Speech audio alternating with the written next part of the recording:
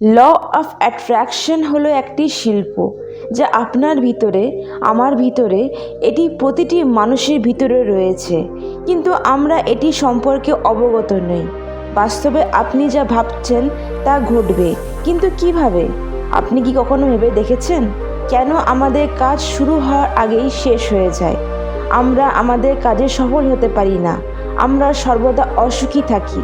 এই সমস্ত প্রশ্নের উত্তর পাবো এই গল্পটি থেকে। একজন ব্যক্তি তার জীবন নিয়ে খুব সমস্যায় পড়েছিলেন। তার কোনো কাজই সফল হতো না, তার সমস্ত জিনিস নষ্ট হয়ে যাচ্ছিল, সাফল্য তার থেকে অনেক দূরে ছিল। সে যেই কাজই করুক না কেন সফলতা পায়নি। এই কারণে তার বাড়িতে সর্বদা অশান্তিতে ভরে থাকতো। তার একটি মন্ত্র দরকার ছিল যাতে সে তার মনে এবং ঘরে শান্তি পায় এবং সমস্ত ঝামেলা শেষ হয়।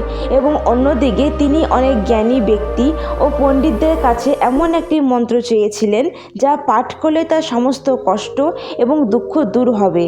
জ্ঞানী লোকেরা তাকে তার সমস্যা থেকে মুক্তি পাওয়ার জন্য অনেক মন্ত্র দিয়েছিলেন। সে সমস্ত মন্ত্র গ্রহণ করেছিল, কিন্তু মন্ত্রগুলো কাজ করেনি। কিছুদিন পর লোকটি একটি ঋষির কথা শুনল। সে জানতে পারল যে জগতে এমন গুরু আছে যে সবার দুঃখ দূর করে। সে ভাবল সে গুরুর সাথে দেখা করে একটি মন্ত্র নেওয়া যাক যাতে তার সমস্ত দুঃখ দূর হোক। সেই গুরু খুঁজতে খুঁজতে সে একটি বনে পৌঁছালো এবং জঙ্গলে একটি আশ্রম দেখতে পেল। সে একজন গুরুকে পেয়ে গুরুকে বলল, গুরুদেব, আমি খুব দুঃখিত ও কষ্টে আছি, দয়া করে আমার দুঃখ দূর করুন। গুরু হেসে বললেন, এই পৃথিবীতে মানুষ একে অপরের চেয়ে বেশি অসুখী, তুমিও অনেক অসুখী। ব্যক্তিটি বলল, আমি সবচেয়ে অসুখী। তারপর গুরু বললেন, আমার কাছে কেন এসেছো?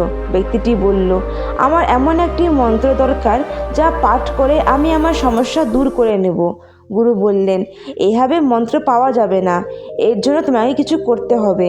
আমি যদি তোমাকে কিছু করতে বলি তাহলে তুমি কি করবে?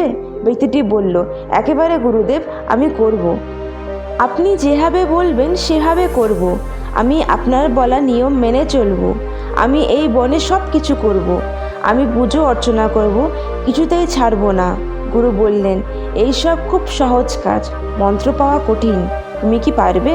সে জিজ্ঞাসা করল, গুরুদেব, আমাকে কি জ্বলন্ত অঙ্গারে হাঁটতে হবে? গুরু হাসতে হাসতে বললেন, না, এটা এত সহজ নয়। গুরুর কথা শুনে ব্যক্তিটির অবস্থা খারাপ হয়ে গেল।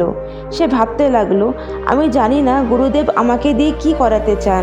তার কাছে সব কিছু খুব সহজ মনে হয়, তাই কঠিন কাজ কি?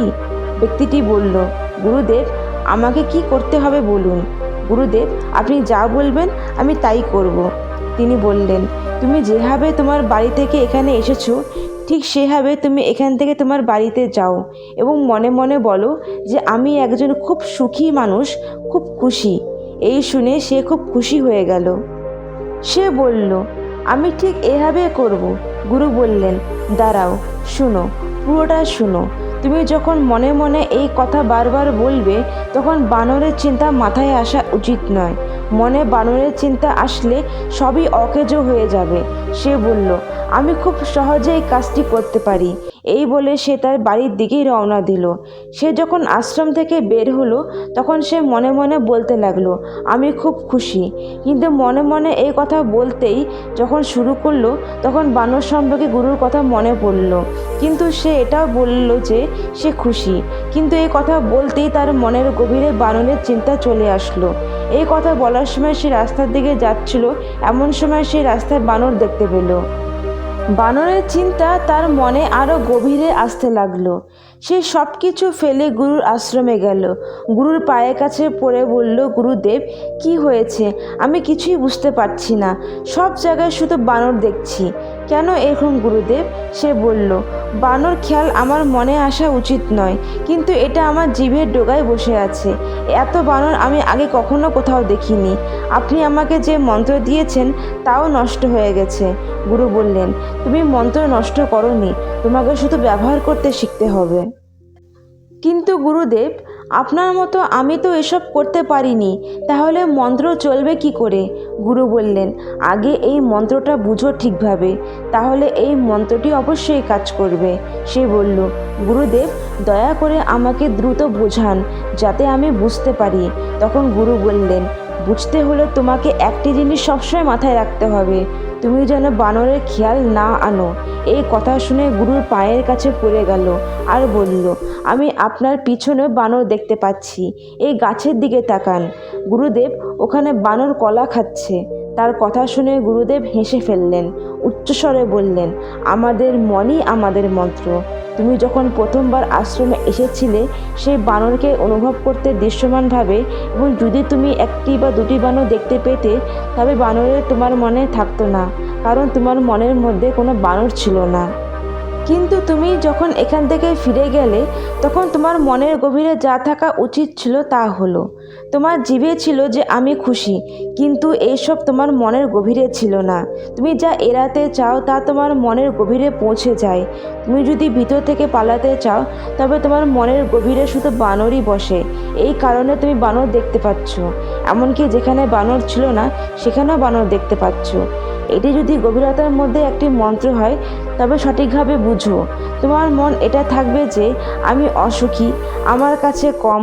তখন যতই তোমার কাছে থাক না কেন তোমার কাছে কমই মনে হবে।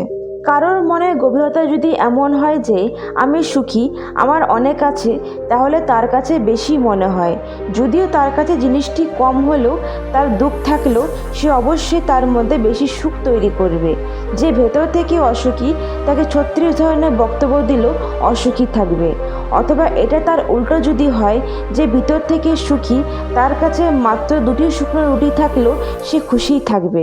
সেজন্য তোমার বিশ্বাস যাই হোক না কেন, মন তুমি যেমন খুঁজবে ঠিক তেমনিই পাবে। এখন তুমি নিশ্চয়ই বুঝতে পেরেছ যে মন্ত্র কীভাবে ব্যবহার করবে। সে বলল, গুরুদেব আমি বুঝতে পেরেছি যে আমরা সবসময় যা ভাবি তাই হয়। মনে মনে কথাগুলি বারবার উচ্চারণ করছিলাম নিজের কাছে।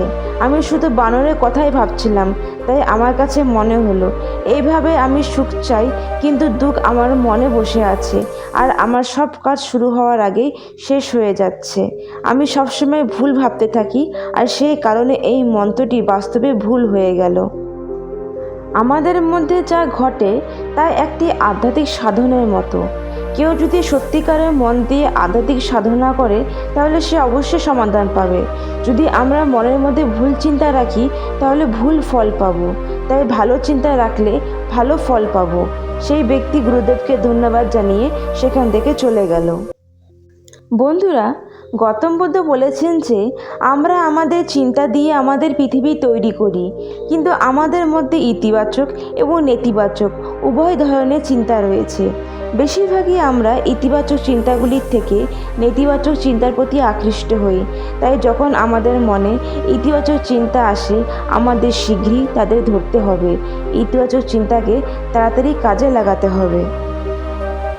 বন্ধুরা, ভিডিওটি ভালো লাগলে চ্যানেলটিকে অবশ্যই সাবস্ক্রাইব করো, লাইক আর শেয়ার করতে ভুলো না। ভিডিওটিকে শেষ পর্যন্ত দেখার জন্য অনেক অনেক ধন্যবাদ।